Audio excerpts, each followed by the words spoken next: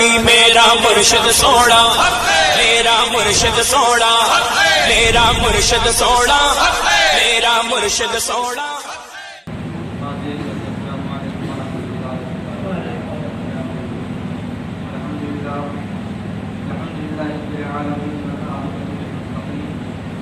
والصلاة والسلام على سيد المرسلين وعلى آله وأصحابه أجمعين. أما بعد، فأعوذ بالله من الشيطان الرجيم. بسم الله الرحمن الرحيم. فلما أسلم وتله للجبين. صدق الله مولانا العظيم وبلغنا رسوله النبي الأمين الكريم، ونحن على ذلك لمن الشاهدين والشاكرين، والحمد لله رب العالمين. محترم سامعین، آئیے کچھ گفتگو سننے سے قبل ہم اور آپ آقا نامدار، مدینے کے تاجدار، غریبوں کے غم گسار جناب روح فدا محمد عربی صلی اللہ علیہ وسلم کی بارگاہ عزت پناہ میں درود و سلام کی ڈالی نشاور کریں. پڑھیں بابا سے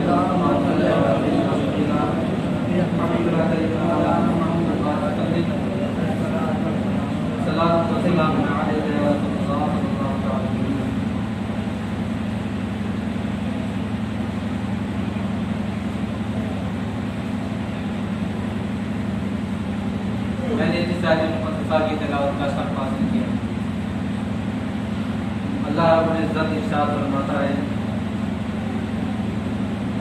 اپنے دوست حضرت ابراہیم خلیل اللہ رضی اللہ تعالیٰ عنہ کی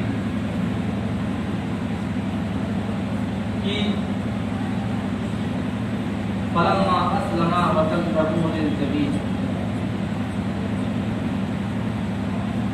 جب دونوں راضی ہو گئے اور انہیں پیشانی کے بل لٹا دیا گیا. محترم سامعین، قرآن شریف کا یہ تھوڑا سا ترجمہ اور اس کی تفسیر اتنی لمبی، اس واقعے کو اگر گھنٹوں بیان کیا جائے تو نامکمل ہی رہے گا، کیونکہ آج عید قربہ کا تیسرا دن ہے اور آخری دن بھی ہے. چونکہ میں نے جو مجھے واقعات کچھ دنوں پہلے بتا دینے چاہیے تھے، میں آج بتا رہا ہوں، اس لیے کہ قربانی کے تعلق سے پہلے میں نے مسئلے بیان کر دیے تھے تاکہ اس تعلق سے کوئی غلطیاں، کوئی خامیاں لوگوں کے دلوں میں نہ رہ جائیں اور لوگوں کو اچھی جانکاری ہو جائے. لیکن آج کا جو موضوع سخن ہے وہ یہ ہے کہ ہم تک قربانی آئی کیسے، ہم کو قربانی کس نے دیا، ہم کس کی سنت پر عمل کر رہے ہیں اور جس کے کہنے پر یہ قربانی ہم اللہ رب العزت کی خوشنودی کے لیے ادا کر رہے ہیں. حضرت ابراہیم علیہ السلام و تسلیم اللہ رب العزت کے بہت ہی برگزیدہ بندے اور ان کے بہت ہی محبوب پیغمبر اور ان کے نبی گزرے.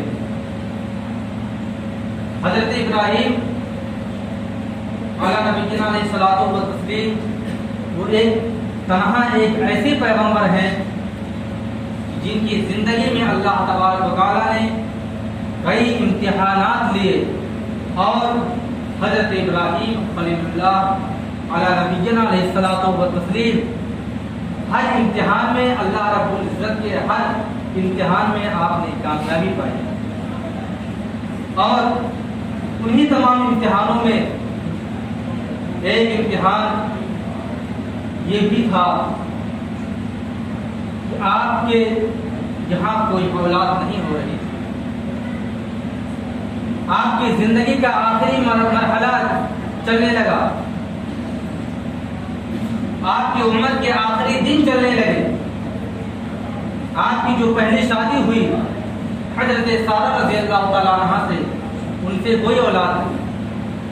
پھر حضرت سارہ ہی کی کہنے پر آپ نے دوسرا نکاح فرمایا تاکہ آپ کے کوئی اولاد ہو جائے. لیکن اللہ رب العزت آپ کا امتحان لینا چاہ رہا تھا اور آپ کا جب آخری عمر چل رہا تھا اس وقت بھی حضرت حاجرہ رضی اللہ تعالیٰ عنہ کے بدن سے کوئی بھی اولاد پیدا نہیں ہوئی. یہاں تک کہ آپ رات کے آخری پہر میں جب ساری دنیا سوئی رہتی تھی اس تنہائی میں آپ اللہ رب العزت کے عبادت کے لیے اٹھ جاتے اور دعا فرماتے اے اللہ رب العزت مجھے کوئی اولاد عطا فرما دے, مجھے کوئی اولاد دے دے. آخرکار اللہ تبارک و تعالیٰ نے آپ کی دعا کو قبول کیا اور حضرت اسماعیل علیہ الصلوۃ والتسلیم کے نام پر آپ کو ایک اولاد عطا فرمائی. ابھی چند ہی مہینے گزرے تھے کہ پھر دوسرا امتحان چالو ہو جاتا ہے. رب کا حکم آ جاتا ہے اے ابراہیم اپنی بیوی اور بچے کو فلاں جنگل بیابان میں, سنسان بیابان میں, چٹیل میدان میں چھوڑ کے آ جاؤ. بھلا کوئی امتحان تھا جس بچے کو انسان کوئی بھی آدمی لاکھوں منتوں دعاؤں کے بعد پایا ہو, بھلا اس کی جدائی کیسے برداشت کرے گا. لیکن نہیں, ہمیشہ حضرت ابراہیم علیہ نبینا علیہ الصلوۃ والتسلیم رب کے فرمان کو سب سے آگے رکھتے تھے اور جو رب کا حکم ہوتا تھا ہمیشہ آپ اس کو پائے تکمیل تک پہنچانے کی کوشش کرتے تھے. آخرکار آپ فلسطین سے لے کر کے آئے اور ایک چٹیل میدان جہاں صرف کچھ ببل کے درخت تھے وہاں پر اپنے شیر خوار بچے اور اپنی بیوی حاجرہ کو تنہائی میں چھوڑ دیا اور چلے گئے واپس. لیکن جب واپس لوٹنے لگے تو حضرت ابراہیم علیہ نبینا علیہ الصلوۃ والتسلیم نے یہ بھی نہیں اپنی بیوی سے کہا کہ میں کیوں چھوڑ کر جا رہا ہوں اور یہاں کس وجہ سے لے کر کے آیا ہوں.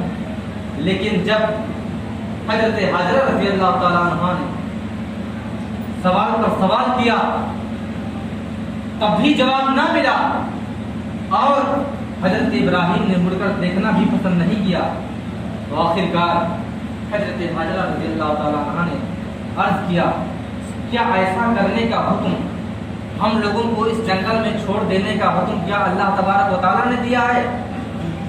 حضرت ابراہیم علیہ نبینا علیہ الصلوۃ والتسلیم نے ارشاد فرمایا ہاں.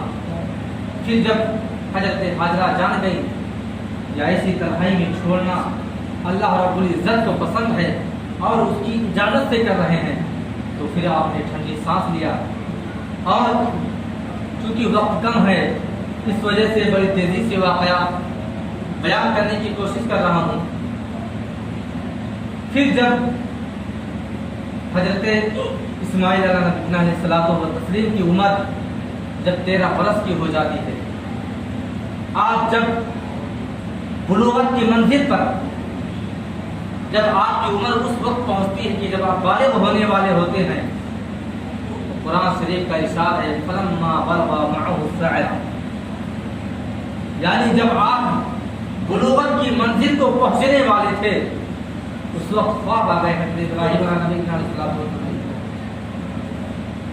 یہ ابراہیم اپنے بیٹے کو بنا کی میدان میں میری رضا کے لیے ذبح کرتے. حضرت ابراہیم علیہ نبینا علیہ الصلوۃ والتسلیم بیدار ہوتے ہیں اور اپنی بیوی حضرت حاجرہ رضی اللہ تعالیٰ عنہ سے فرماتے ہیں کہ آج بیٹے کو اپنے دوست کی ہاں دعوت میں لے جانا ہے. دوست کا الفاظ اس وجہ سے استعمال کیا گیا کہ خود حضرت ابراہیم کا لقب جو ہے خلیل اللہ ہے اور خلیل اللہ کا مطلب یہ ہوتا ہے دوست, یعنی اللہ رب العزت حضرت ابراہیم کے دوست تھے اور حضرت ابراہیم کے دوست اللہ رب کا دوست اللہ رب العزت تھا. دونوں لوگوں میں ایسی محبت ایسی الفت تھی. ایسا لقب ملا حضرت ابراہیم علیہ نبی علیہ الصلوۃ والتسلیم کو، ویسا لقب کسی کو نہیں ملا، دوست کا لقب ہے۔ اب اللہ جس کو اپنا دوست بنانے اس کے مقدر کا کیا کہنا۔ بہرحال حضرت اسماعیل وہ اسماعیل ہیں جن کو حضرت ابراہیم علیہ نبی علیہ الصلوۃ والتسلیم نے سینکڑوں دعاؤں کے بعد اور اپنے عمر کے آخری حصے میں آپ نے حضرت اسماعیل کو پایا، اور اسی اسماعیل کے بارے میں جس کے پاس ایک اولاد ہو، جس کے پاس ایک لڑکا ہو، ذرا سوچئے تو کیسی محبت کرے گا، اس سے کس طرح الفت کرے گا۔ لیکن نہیں، قربان جائیے حضرت ابراہیم علیہ نبی علیہ الصلوۃ والتسلیم کی اللہ رب العزت کی اس پیشکش پہ، اس امتحان پر، پھر بھی حضرت ابراہیم کو اللہ رب العزت نے پورا کرتے ہوئے پایا، اور حکم آیا کہ اسماعیل کو ذبح کرتے ہوئے راہ میں قربان کرتے۔ حضرت ابراہیم علیہ نبی علیہ الصلوۃ والتسلیم نے حضرت حاجرہ رضی اللہ تعالیٰ عنہ سے ارشاد فرمایا، بیٹے کو دوست کی یہاں دعوت میں لے جانا ہے، اس کو اچھے اور ستھرے نئے کپڑے پہنا دو، اس کو نہلا دیا جائے۔ حضرت حاجرہ بھی خوش ہو جاتی ہیں اور سوچتے ہیں کہ آج ان کے والد گرامی ان کو اپنے دوست کے ہاں دعوت میں لے جا رہے ہیں، نہلاتی ہیں، بدن کو صاف کرتی ہیں، آنکھوں کو سجاتی ہیں، چہرے کو رونق اور خوبصورت بنا دیتی ہیں۔ بھلا سوچئے کہ جس کی پیشانی میں اسماعیل تو وہ اسماعیل ہیں، تو ان کی خوبصورتی کا یہ عالم تھا، اور کیوں نہ ہو جن کی پیشانی میں نور محمدی جگمگا رہا تھا، جن کی پیشانی میں نور محمدی کا منظر تھا، اور اللہ تبارک و تعالیٰ نے آپ کو ایسی خوبصورتی عطا کی تھی کہ لوگ آپ کی خوبصورتی کو دیکھ کر کے دنگ رہ جاتے تھے۔ ایسا خوبصورت اور اکلوتا بیٹا، تنہا بیٹا حضرت ابراہیم کا، اور قربان کرنے کے لیے تیار ہے۔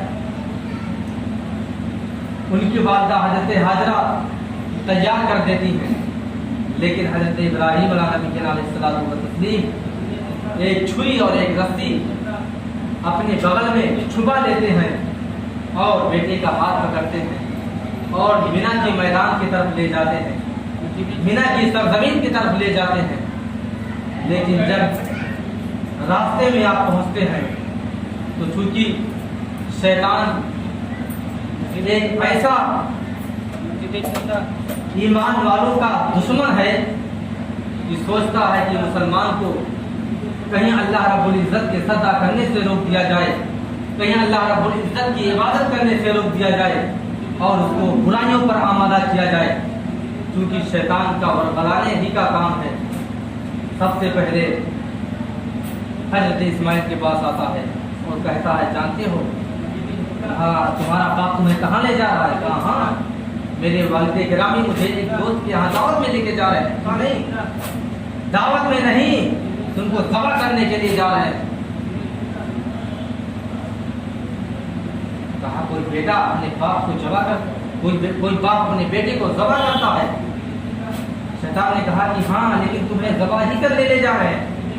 کہا میں نہیں مانتا، بھلا کوئی باپ اپنے بیٹے کو ذبح کرے گا، وہ تنہا بیٹے کو جس کا اکلوتا بیٹا ہو؟ کہا ارے بھائی تم ابھی لڑکے ہو، نہیں جانتے ہو، ارے اللہ کا حکم ہے۔ حضرت اسماعیل نے کہا ارے اللہ کا حکم ہے تو میں تو ایک اسماعیل ہوں، ہزاروں اسماعیل مجھے، اگر اللہ تبارک و تعالیٰ 1000 بار میرے اندر جان ڈالے اور کہیں تو قربان ہو جاؤ، تو قربان ہو جاؤں گا۔ پھر وہی شیطان حضرت ابراہیم کو روانہ دے لگا، کہا بھلا کوئی باپ اپنے بیٹے کو ذبح کرتا ہے، بھلا دنیا کیا سوچے گی؟ آپ اپنے بیٹے کو اس طرح ذبح کر دیں گے تو دنیا کیا کہے گی؟ حضرت ابراہیم علیہ الصلوۃ والتسلیم کو جلال آیا، فوراً آپ نے کنکری اٹھایا اور مارا، پتھر بن گیا، آج بھی حاجی لوگ حج کرنے جاتے ہیں تو اگر وہ پتھر نہ مارا جائے، اللہ رب العزت کو وہ ابراہیم کی ادا اتنا پسند آئی کہ اللہ رب العزت نے حج کے ارکان میں اس کو شامل کر دیا۔ اللہ رب العزت کو ان کا یہ کارنامہ، ان کی یہ ادا اتنی پسند آئی، حضرت ابراہیم نے پتھر مارا، پتھر بن گیا۔ اس سے پہلے شیطان حضرت حاجرہ رضی اللہ تعالیٰ عنہ کے پاس بھی جا چکا تھا، کہا جانتے ہوں، آپ جانتی ہیں کہ آپ کے شوہر، آپ کے لخت جگر، آپ کے نور نظر کو کہاں لے گئے ہیں؟ کہا ہاں، ایک دوست اپنے دوست کی عداوت میں لے گئے۔ کہا نہیں، وہ تو ذبح کرنے کے لیے لے گئے۔ کہا بھلا کوئی باپ اپنے بیٹے کو ذبح کرے گا؟ آخرکار بربلاتے شیطان دھوکے میں کہہ گیا کہ ارے یہ تو اللہ کا حکم تھا تو لے گئے۔ حضرت حاجرہ جلال میں آتی ہے، کہتی ہیں کہ اگر اللہ رب العزت مجھے 1000 اسماعیل دے دے اور اپنی راہ میں قربان کرنے کے لیے کہہ دے تو میں 1000 اسماعیل کو اللہ کی راہ میں قربان کر دوں۔ شیطان وہاں سے بھی مایوس لوٹ جاتا۔ آخرکار حضرت ابراہیم اور ان کا بیٹا اسماعیل مینا کی سرزمین پر پہنچ جاتے ہیں۔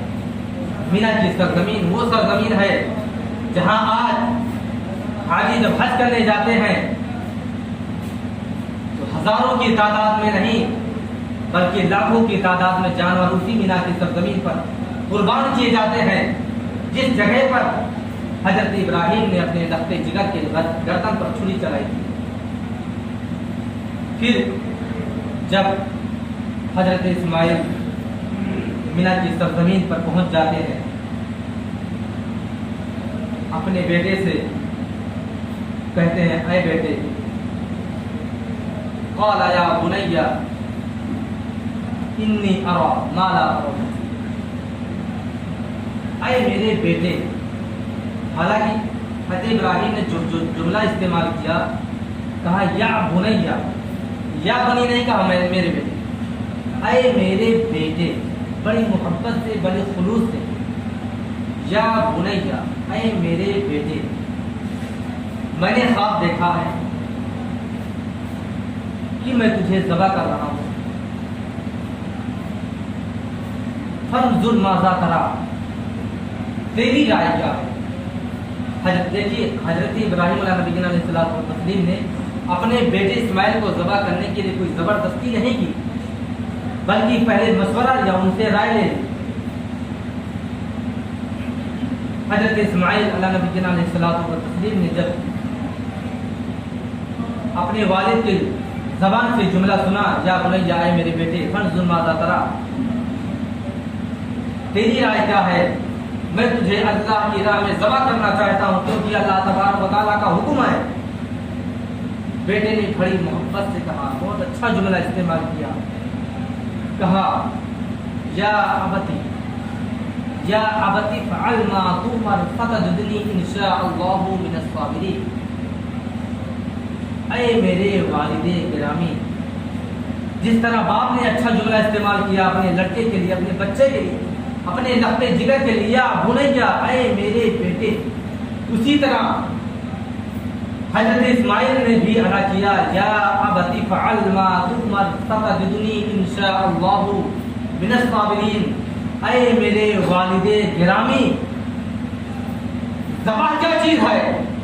ابراہیم نے جب کہا تھا میں، اے میرے بیٹے، اللہ کا حکم ہے کہ میں تجھے اللہ کی راہ میں قربان کر دوں، تجھے ذبح کر دوں، تو اسماعیل نے فرمایا تھا یا ابتی فعل ما تؤمر، اے میرے والد گرامی، ذبح کیا چیز ہے؟ ارے اللہ کا جو حکم ہے کر دیجیے، ذبح کیا چیز ہے؟ جو بھی رب نے کہا ہے ذبح کرنے کے لیے کہا ہے تو کر دیجیے، اگر بوٹی کرنے کے لیے کہا ہے تو کر دیجیے۔ ارے ذبح کیا چیز ہے؟ 1000 بار ذبح ہونے کے لیے تیار ہو۔ محبت دیکھیے، الفت دیکھیے باپ اور بیٹے میں۔ لیکن جب ذبح کرنے کا وقت آ گیا، جب حضرت اسماعیل کو رسیوں میں حضرت ابراہیم نے جگڑ دیا، فلما اسلما وتلہ للجبین، جب دونوں راضی ہو گئے، کسی میں کوئی زبردستی نہیں ہے، حضرت ابراہیم بھی اپنے بیٹے کو ذبح کرنے کے لیے راضی، حضرت اسماعیل بھی قربان کے لیے اللہ کی راہ میں راضی۔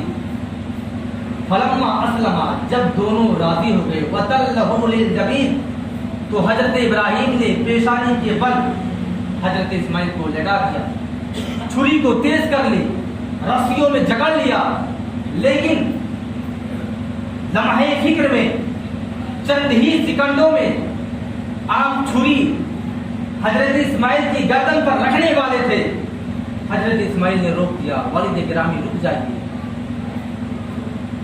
ابراہیم نے سوچا لگا بیٹے کی نیت بدل گئی، لگ رہا ارادہ چینج ہو گیا، ساری کائنات ہکا بکا ہے۔ ارے فرشتے بھی اللہ رب العزت سے بار بار کہہ رہے تھے اے پروردگار یہ کیا ہو رہا ہے؟ اللہ رب العزت نے چیلنج کر کے کہا اے میرے فرشتوں، جب میں حضرت ابراہیم جب حضرت آدم علیہ السلام کو میں پیدا کرنا چاہا تھا تو تم ہی لوگوں نے کہا تھا کہ ارے تو دنیا میں جا کے فساد کریں گے، کیوں پیدا فرما رہا ہے؟ اے اللہ رب العزت ہم تیری تسبیح و تحلیل کے لیے تیری عبادت کے لیے کافی ہے۔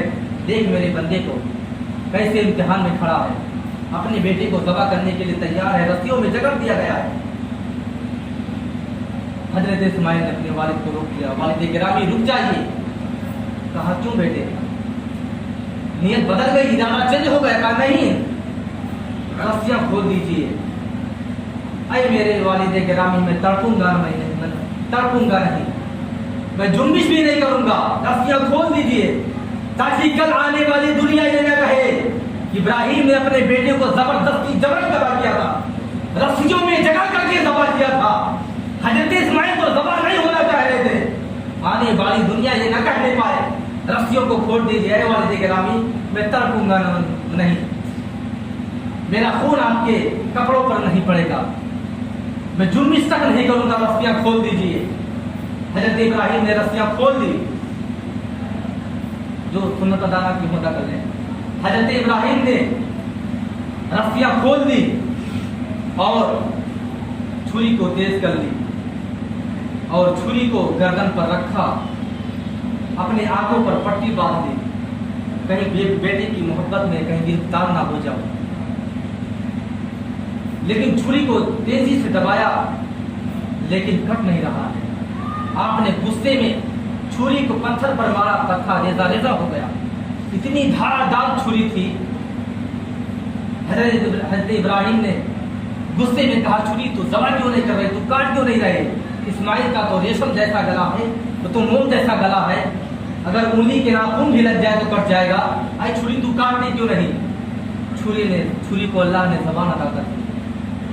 چھری نے کہا اے ابراہیم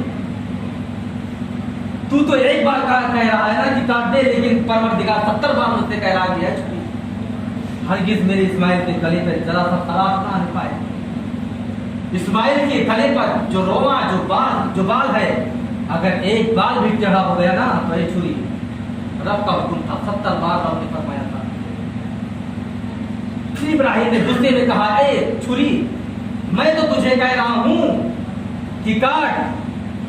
چھری نے بہت پیارا جملہ حضرت ابراہیم کو دیا، کہا کہ اے ابراہیم اس وقت کو یاد کرو، اس وقت بھی تو آگ سے کہا گیا تھا اے آگ جلا دے ابراہیم کو، لیکن رب نے کہا تھا اے یا خبردار اگر تو نے ابراہیم کے بعد پھینکا بھی کیا تو چھری نے چونکی ذبح نہیں کیا، اور پھر آپ کے آنکھوں پہ پٹی بندھی ہوئی تھی، آپ نے پھر سے دوبارہ چھری کو تیز کیا اور اسماعیل کے گلے پر رکھا اور تیزی سے چلایا، گلا پھٹ گیا، خون بہنے لگا۔ حضرت ابراہیم خوش ہو گئے، آنکھوں سے پٹی اتاری کہ بیٹا تو قربان ہو گیا۔ دیکھا تو سامنے دنگا کٹا پڑا ہوا ہے، اسماعیل تھوڑی دیر پر مسکرا رہے تھے، کیونکہ یہ مرحلہ ایسا مرحلہ تھا، اللہ رب العزت کو یہ ادا اتنا پسند آیا کہ آج بھی اللہ رب العزت کو سب سے زیادہ عبادتوں میں 10 ذی الحجہ کو خون بہانا اللہ رب العزت کو سب سے زیادہ پسند اور سب سے زیادہ پیارا ہے۔ بہرحال وقت جو کہ ختم ہو گیا ہے، واقعہ تو بہت لمبا تھا، بہت تیزی سے بات کیا، پھر بھی پورا نہیں بیان ہو پایا۔ بہرحال اللہ رب العزت کی بارگاہ میں دعا ہے کہ اللہ رب العزت ہم تمام مسلمانوں کو جنہوں نے قربانیاں پیش کر دی ہیں، جنہوں نے نہیں بھی کی، اللہ رب العزت ہماری قربانیوں کو قبول و مقبول عطا فرمائے، اور جن لوگوں نے کسی وجہ سے قربانی نہیں کروا پائی اللہ رب العزت ان کو اس لائق فرمائے، اتنی استطاعت فرمائے کہ اگلے سال وہ بھی اللہ رب العزت کی بارگاہ میں قربانیاں پیش کریں۔ وآخر دعوانا